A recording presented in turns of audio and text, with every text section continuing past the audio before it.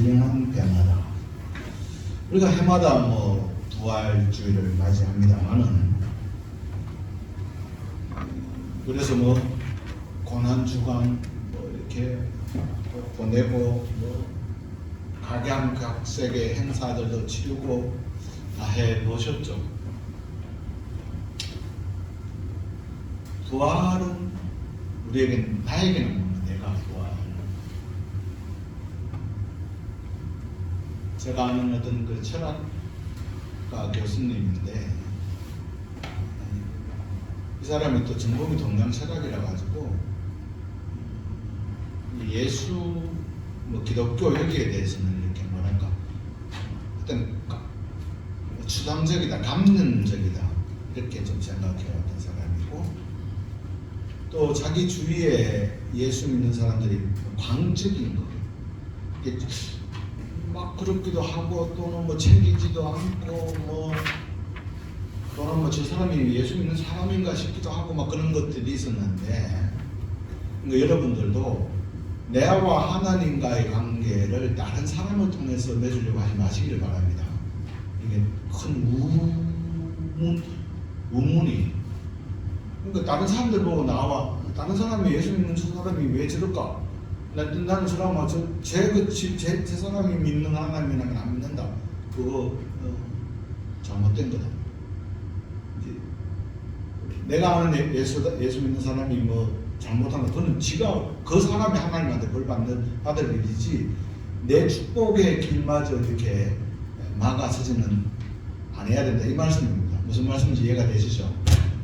그래서 특별히 역으로 또 이야기하면은, 내가 부모인데 자녀가 나 때문에 예수를 뭐 그런 생각을 하게 한다는 것도 굉장히 잘못된, 그러니까 조심해야 된다. 또 내가 나를 통해서 내가 그리스도의 편지요 향기인데, 우리가 그렇게 이야기하는데 그리스도의 제자라고 하는데, 나에 비치는 것을 통해서 나를 통하여 알게 되는 사람들이 하나님이나 예수에 대해서 잘못된 인식을 줄 수 있을까도 우리가 경계해야 된다. 아멘. 이제 그런 사람인데, 이 사람이 자기가 신앙을 가지게 된 이 이야기를 장례식장 가서, 어떤 동료의 장례식장에 가서, 이 동료가 기독교인인가 봐요. 그래서 목회자들이 와서 설교를 하고 뭐 장례 치르는 그곳에 있으면서 우리가 장례식장 가면 막 죽음에 대해서 생각해 보잖아요. 갑자기 내 뭐 건강하던 친구가 그러면은 막 거기 가서 사람들이 참 인생 무상카 이렇게도 생각하죠.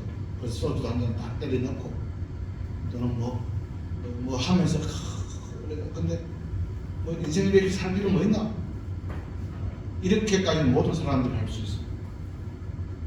누구나 이성을 가진 사람이면은 그런 일들을 땡길 때 인생 뭐 있나 이렇게 이야기할 수 있어요. 그런데 우리가 조금만 더 가면 그런 이러한 삶 속에서 어차피 내가 뭐 죽을 수밖에 없는 존재라는 것 속에서 그러면 왜 그렇게 빠둥빠둥 살아갑니까? 이게 그까지는 누구나 이야기할 수 있어요. 근데 그 넘어서 그럼 이러한 짭디 유한한 내 인생 속에서 영원히 뭐고 어떠한 삶을 살아가야 되고 어떠한 가치를 가지고 살아가야 되느냐를 물을 수 있는 존재, 그게 우리가 이성과 감성과 영을 가진 우리들의 모습이거든요. 이게 이분이 이제 그걸 생각하는 거죠. 그러면서 정말 기독교는 살아계신 하나님이 살아계시다고 믿는가라고 질문을 던지죠. 그럼 저도 한번 물어보겠습니다. 저와 여러분에게. 여러분은 정말 하나님이 살아계심을 믿습니까? 약한데. 두 번째, 여러분들은 정말로 여러분 자신이 이 땅의 생을 끝나면 부활할 것으로 믿습니까? 한 번밖에 안 했어. 그럼 우리 이렇게 살면 안 돼요. 제가 생각할 때는 정말로 우리가 그걸 믿는다면은 우리의 믿음의 내용이 액티브해야 돼. 행동이. 근데 우리는 영생의 문제, 생명의 문제보다는 돈의 문제, 내 이익의 문제, 주식의 문제, 뭐 이런 문제들이 영생이나 생명이나 가치의 문제보다 앞서 있어요. 그게 나쁘다는 게 아니에요. 그러나 우리가 추구해야 될 본향이 그렇다라고 저도 그렇게 살지 못하지만 오늘 이 시간 하나님의 말씀에 비추어서 하나님의 말씀의 거울에 비추어서 우리를 돌아보는 거예요. 그때 자기가 이제 예배를 통해서 또는 그런 그 받아들이는 것들을 통해서 자기가 신앙을 가졌다 이렇게 이야기를 하더라고요.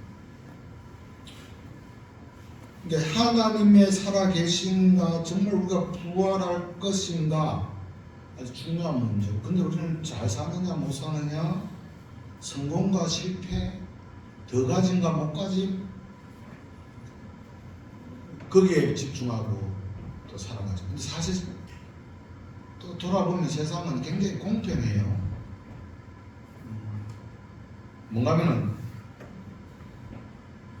세상에 우리가 뭐 많이 배웠느냐 잘생겼느냐 가졌느냐 이렇게 하는 것 같지만 그렇게 빠등빠등해가 다 죽어요. 굉장히 공평해요. 여기 우리들 중에서 100살을 사실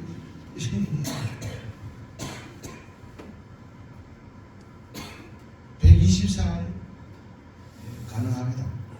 근데 언젠가는 죽어요. 부자도 늙고 가난한 자도 늙어요. 굉장히 공평해요. 이게 조금 돈이 있으면 이렇게 눈 밑에 이렇게 지방도 이렇게 제거할 수 있어요. 이렇게. 얼굴에 말 잡티 좀 제거할 수 있어요. 근데 또 쳐져요. 모든 사람이 죽는다는 게 굉장히 공평하다. 그러니까 공평은 겸손을 이끌어내요. 그 공평함 속에서 우리가 겸손해져야 돼요.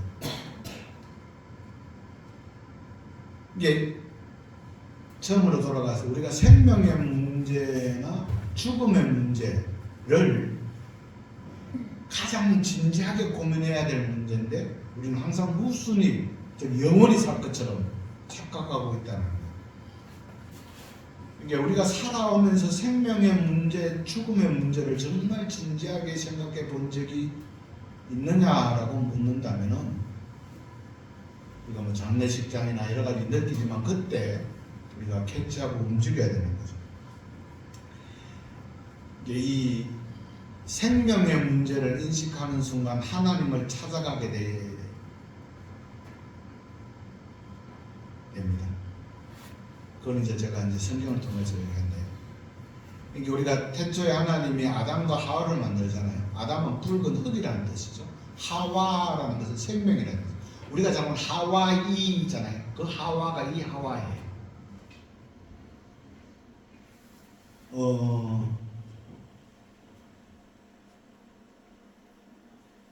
아담과 하와가 아들을 낳았죠. 가인과 아벨이잖아요. 가인은 핵덕이라는 말이에요. 아벨은 호흡, 숨쉬는 존재라는 뜻이에요. 그 다음에 그 후에 셋을 낳았잖아요. 셋은 이제 아벨이 죽잖아요. 가인이 이제 아벨을 죽이니까 아벨을 대신해서 하나님이 주셨다라는 뜻으로 셋을라는 이름을 써요.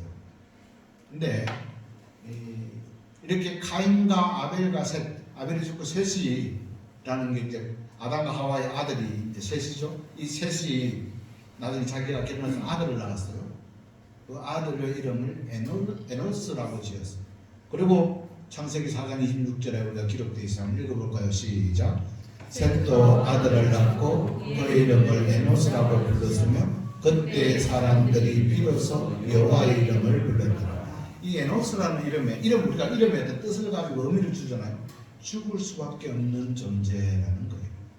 그러니까 이런 의미예요. 세상이 하나님의 존재로 우리가 태어나서 아담과 하와 태어나서 다 얻고자도 했고 숨쉬는 자로도 썼는데 결국 우리는 하나님께서 주신 유한한 은총 은혜 속에 살다가 죽을 수밖에 없는 존재구나.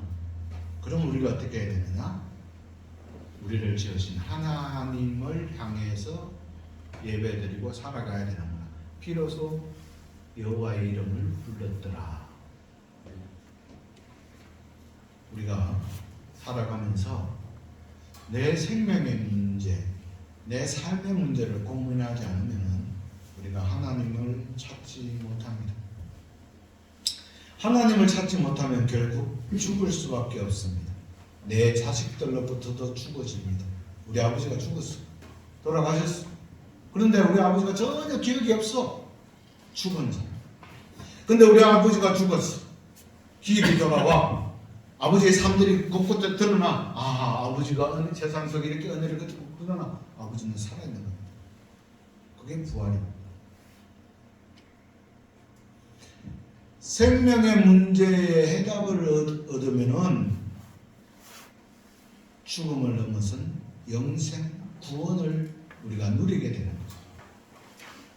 바로 예수 그리스도입니다.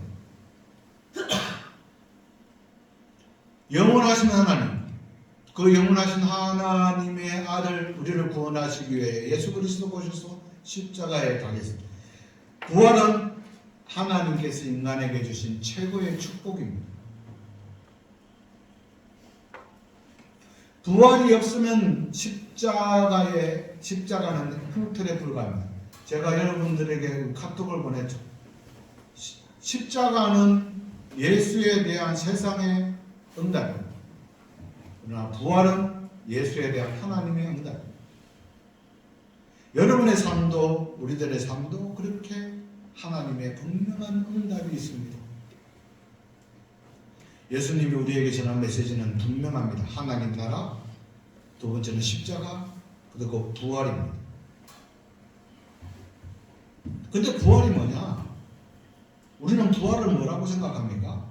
어떤 사람들은 부활이라는 말은 알라게 소메다라는 히라보로 기록되어 있습니다. 이게 부활입니다.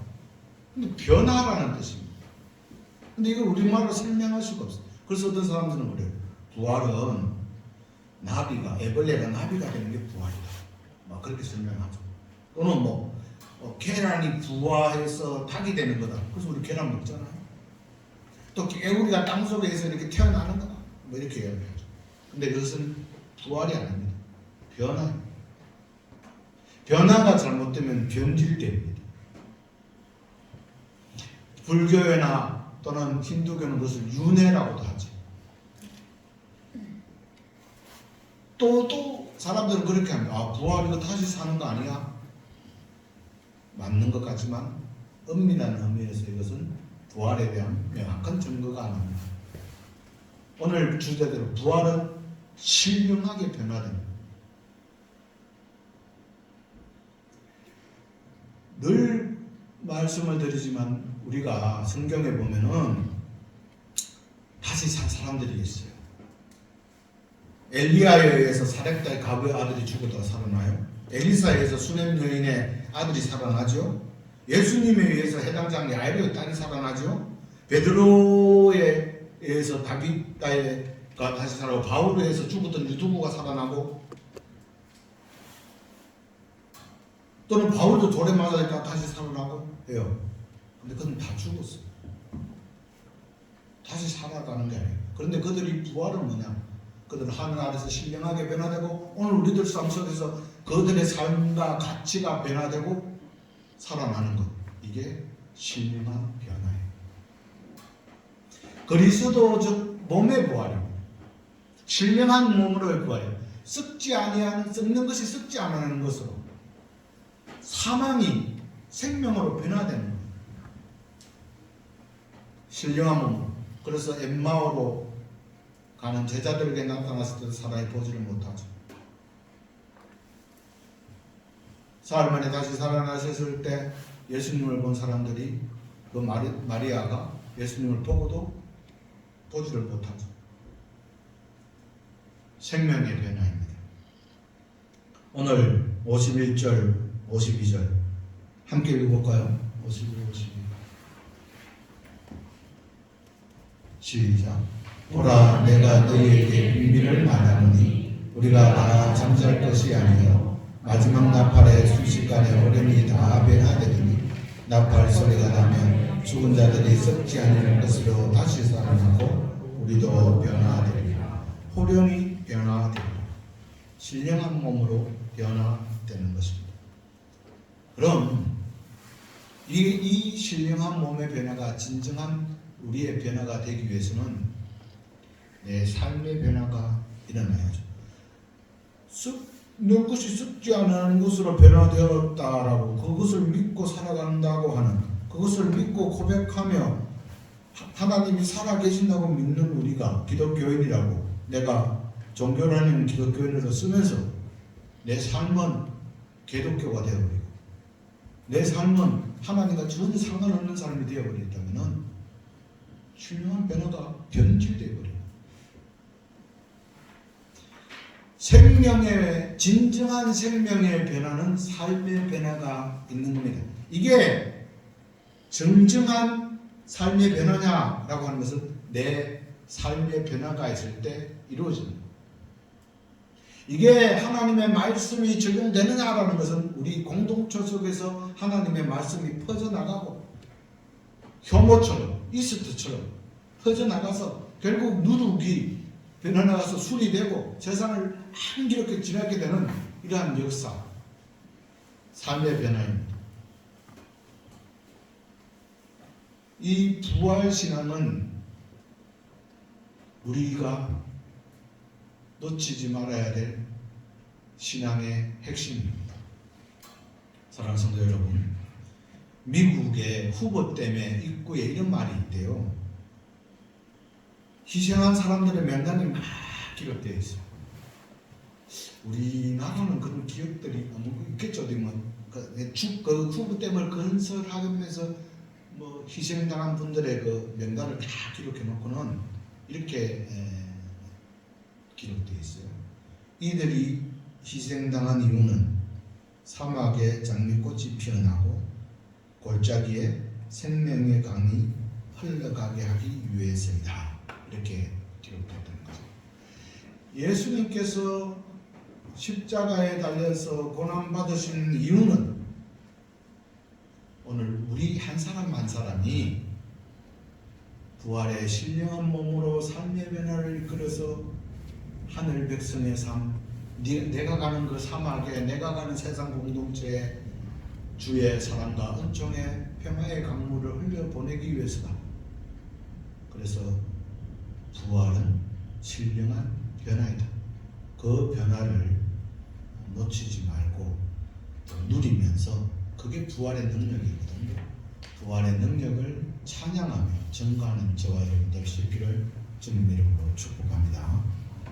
기도합니다.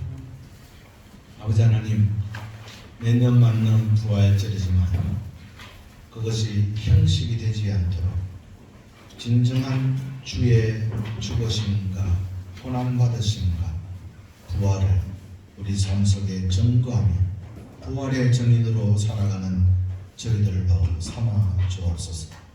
이러한 삶을 살아갈 때 세상을 이기게 하시고 사망을 이기게 하시고 우리를 틈타는 사탄의 계획들을 물리치는 진정한 믿음의 삶들 살아갈 수 있게 하여 주옵소서. 감사드리며 예수님의 이름으로 기도드리옵나이다. 아멘.